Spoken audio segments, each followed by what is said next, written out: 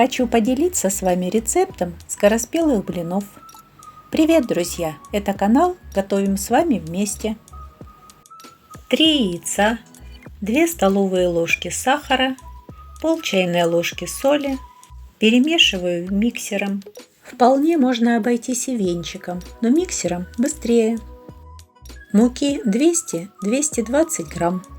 Слегка все перемешиваю венчиками миксера, не включая миксер, чтобы мука не разлетелась вокруг. Пол чайной ложки соды и немного теплого молока, миллилитров 100. Хорошо перемешиваю венчиками и только тогда включаю миксер. Цель – перемешать тесто, а не взбить. И затем постепенно добавляю все молоко. Теплого молока должно быть пол-литра всего. Приготовленное тесто таким способом не бывает с комочками.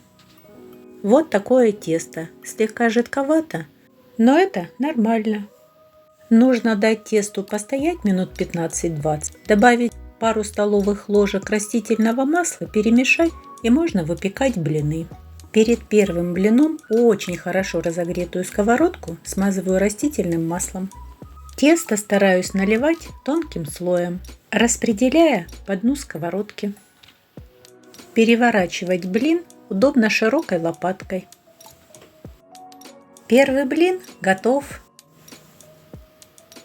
Он уже сам по себе вкусный, но мне нравится смазать его сливочным маслом и слегка присыпать сахаром, как в детстве. Перед следующими блинчиками сковородку можно не смазывать. И так готовлю все блинчики.